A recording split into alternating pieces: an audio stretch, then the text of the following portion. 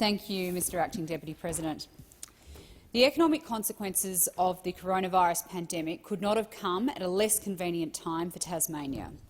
In recent years, my home state had turned an economic corner and was powering ahead after years of budget mismanagement and economic turmoil under the previous state Labor Green government. Business confidence was up, retail trade was booming, cranes dominated the Hobart skyline, and Tasmania's reputation as a first-class visitor destination for interstate and international tourists alike was second to none. Tasmanians were feeling confident about the future, and an increase in the number of jobs in the state meant Tasmanians were reconsidering their need to move to the mainland for work, reversing a sad historical trend. And then the pandemic hit, bringing to a halt all of our positive momentum and slamming the brakes on the progress we had made over the last few years. I was worried that we'd see a return to the bad old days, where Tasmanians were leaving the state in droves, the unemployment rate was at an all-time high and business confidence was almost non-existent. In the weeks following the initial fallout from the virus and over the course of 2020, the Morrison coalition government introduced unprecedented levels of support for individuals, families and businesses to weather the worst of the economic downturn.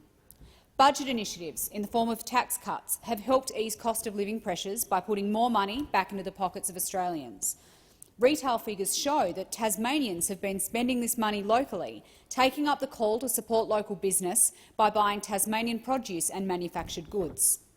And Tasmanians have taken it upon themselves to spread the economic love across our state, responding to the call to holiday at home. We have relished the opportunity to get out and explore our own backyard, rediscovering places we haven't visited for an extended period, or stopping off at locations we inevitably put off to travel further afield. Every cup of coffee, every petrol stop, every meal purchased and overnight accommodation booked supports local businesses and jobs. As a government, we have been focusing on investing in job-creating projects to further enhance Tasmania's economic recovery. A $150 million commitment to duplicate the Sorell and Midway Point causeways will improve the safety and travel time along this busy transport corridor. An investment in Tasmania's iconic tourism drawcards, including Freycinet National Park and the celebrated Overland Track, will ensure these sites can continue to welcome visitors for years to come.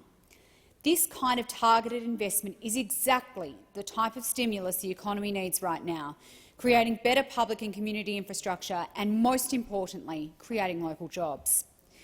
While we still have a way to go, the seeds of our economic revival have begun to sprout and will only grow stronger over the course of this year. The release of the Tasmanian Treasury's revised estimates report for the 2020-2021 financial year has confirmed the island state is on the mend and our economy is starting to recover from the crisis. Strong uptake of the Commonwealth and Tasmanian home builder grant programs have seen dwelling approvals skyrocket in December last year, with the number of dwelling approvals at more than 95% above the same period in the previous year, creating increased activity in the building and construction sector and supporting jobs around the state. The ABS labour force statistics released last week further confirm Tasmania's positive economic trajectory, with employment on par with pre-pandemic levels. Our unemployment rate is now the lowest of all the Australian states at 5.9%, having fallen a further % just in January. This is fantastic news for the island state, which before the spread of COVID-19 was smashing economic records under the leadership of former Tasmanian Premier Will Hodgman and current Premier Peter Gutwein, with the support of a federal coalition government. This doesn't happen by accident. As a government, we will be continuing our efforts to support job creation and create economic prosperity across Australia and throughout regional communities, particularly in Tasmania. The vaccination program is the next crucial step along our path to economic recovery, and the rollout, which commenced this week, has the economic forecast for 2021 looking more positive.